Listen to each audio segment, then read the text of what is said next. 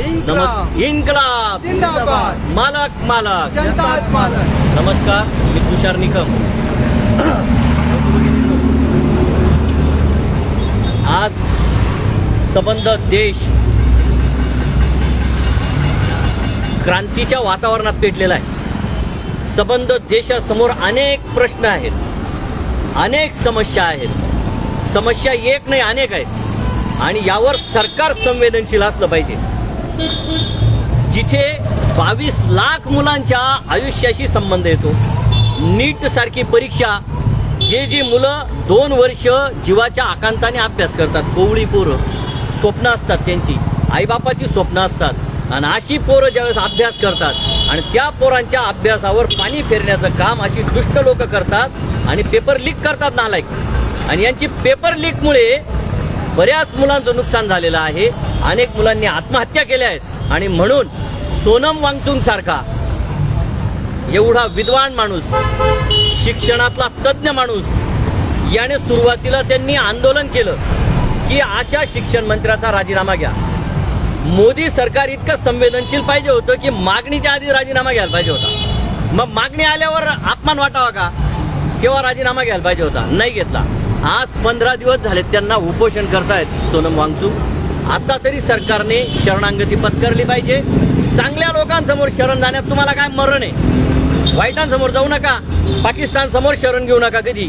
पण आपल्या देशातले नागरिक ज्यावेळेस एक रास्त मागणी करतायत, समजून घ्या, त्यांना भेटा. इंग्रज सुद्धा भेटायचे. ब्रिटिश काळात महात्मा गांधीजींनी एवढे मोठे मोठे आंदोलन केलेत, यशस्वी केलेत आणि ब्रिटिशांनी मान्य केलंय महात्मा गांधींचं. आणि आज भारतामध्ये लोकशाहीमध्ये जर लोकांचं ऐकलं जात नसेल तरी लोकशाही मजबूत कशी काय होईल? तर लोकांनी काळजी केली पाहिजे. नुसतं 15 ऑगस्टला स्वातंत्र्य दिन चिरायू हो घोषणा देऊन होणार नाही. स्वातंत्र्य दिन चिरायू राहण्यासाठी, म्हणजे जसं तो स्वातंत्र्य दिन मिळावा, लोकांना स्वातंत्र्य मिळावं.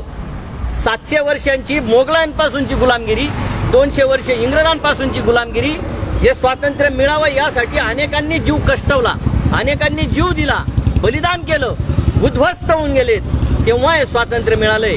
आणि हे आज मिळालेलं स्वातंत्र्य अबाधित राहण्यासाठी लढा द्यावा लागणार आहे. नुसतं असं मुख गिळून बाहेरून पाहून माझी 1 बायको 2 पोरं एवढं सांभाळायला पैदा झाले का? सगळ्यांनी रस्त्यावर या, बोला, जे चांगलं असेल देशासाठी बोला, असं आवाहन आम्ही करतोय. धन्यवाद. बोल. नमस्कार, मी आझाद पवार. हे घमंडी सरकार आहे आणि जाणून बुजून करतंय. मी तेही सांगतो तुम्हाला, मोदीजींना जे आपले शिक्षण मंत्री आहे त्यांना हॅपी बर्थडे म्हणायला वेळ आहे. ट्विटरला स्पेशली टाकतात, धर्मेंद्र प्रधान वाढदिवसाच्या हार्दिक शुभेच्छा. आणि जे तरुण, जो देशाचं भविष्य आहे, त्याचं भविष्यासोबत खिलवाड करण्याचं काम हे सरकार करत आहे आणि त्याच्यावर एक शब्द बोलायला तयार नाही. मागच्या 15 दिवसापासून सोनम वांगचुक सर दिल्लीमध्ये अनशनसाठी बसलेले आहेत. मागच्या 15 दिवसापासून सोनम वांगचुक सर दिल्लीमध्ये अनशनसाठी बसलेले आहेत. तिथे ना कोणी जायची हे घेतली, ना कोणी भेटायला गेलं. म्हणजे विचार करा, तिथे इतक्या दिवसापासून तरुण बसलेला आहे, म्हणजे काहीच घेणं देणं नाही आहे. तुम्ही इंग्रजांचा काळ बघा. इंग्रज बी जेव्हा महात्मा गांधी सत्याग्रह करायचे, आंदोलन करायचे, त्यांना तरी फिकीर वाटायची की यार हा माणूस गेला तर देश पेटून उठेल बा, तर त्यांनाच भेटायला जायचे, त्यांची हालचाल तरी पुसायचे. आजचं घमंडी सरकार म्हणतं मरो तुम्ही. आणि तो छोटा मोठा माणूस नाही सोनम वांगचुक, त्या माणसाने खरा देशभक्त आहे. काय काय केलं लद्दाखमध्ये बघा तुम्ही, सेकमॉल स्कूल उघडलंय, जे पूर्ण भारतात नाही असं स्कूल त्यांनी तिथे चालू केलेलं आहे. किती वेल एज्युकेटेडपणे, वेल गुड, एकदम चांगल्या पद्धतीने तिथे म्हणजे मुलांना शिकवलं जातं. नंतर तिथल्या शेतकऱ्यांना उन्हाळ्यात पाणी नसायचं तर त्यांनी आईस ट्यूब बनवले आणि ते उन्हाळ्यात कामं करायचे, कृत्रिम आईस ट्यूब बनवले. नंतर आर्मीच्या आपल्या इंडियन नेव्हीसाठी, इंडियन आर्मीसाठी त्यांनी हीट टेंट बनवले. कारण तिथे सियाचीनमध्ये तुम्हाला माहिती आहे की लोक इतक्या बर्फामध्ये राहू शकत नाही, किती -डिग्री टेम्परेचर होऊन जातं. तर ते हीट टेंट लावल्यावर तिथं कोणीही राहू शकत होतं. ते अशी कामं केलेले आहेत. त्या माणसाच्या लाईफवर पूर्ण एक पिक्चर बनलेला आहे, 3 इडियट्स, पूर्ण भारताला माहिती आहे. तरीसुद्धा सरकार त्यांची जबाबदारी घ्यायला तयार नाही, तरी त्याच्यावर बोलायला तयार नाही. म्हणजे मग सामान्य माणसाला तर किडे मोकडे जे रोजचे मरूच राहिले, काहीच व्हॅल्यू नाही. चाललं काय बघा. आणि जनता, मेन तर जनताच्या हातात आहे, पण जनता बोलायला तयार नाही, मुकजड होऊन बसलेली आहे.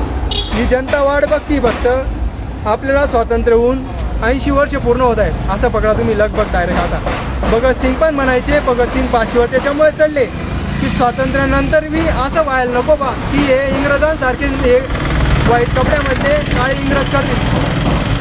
तर हे तसेच वागू राहिले. खरंच तुम्हाला भगतसिंग म्हटले होते की स्वातंत्र्य पहिलेही मी लढतोय पण स्वातंत्र्य मिळालं आपल्याला आणि जर असंच होत असेल तर मी परत लढत राहील म्हणे या नेत्यांच्या विरुद्ध. म्हणजे चाललंच आहे ना ते. तुम्ही जर इतिहासाचा अभ्यास केला असेल ना तुम्हाला दिसेल इंग्रजांपेक्षा आत्ताचं जे चालू आहे ना त्याच्यापेक्षा बेकार चालू आहे. कंपॅरिझन करून बघा एकदा नीट. मी आत्ताचं सर्व कंपॅरिझन करतो आणि ते दिसतंय खरं. ज्याला वाटतंय ना खरं तो. आणि कुठे गेले ते अंधभक्त तुमचं सगळं येऊ राहिलं आज तरी बोलायला तयार नाही. कुठे हनुमानजींना नाचवत आहेत तुमच्या रॅलींमध्ये, कुठं राम मंदिरमध्ये चोरी होते. सगळ्या केदारनाथ बद्रीनाथपासून खाली तिरुपती बालाजी वरती जम्मू काश्मीरचं इथे चाललं काय?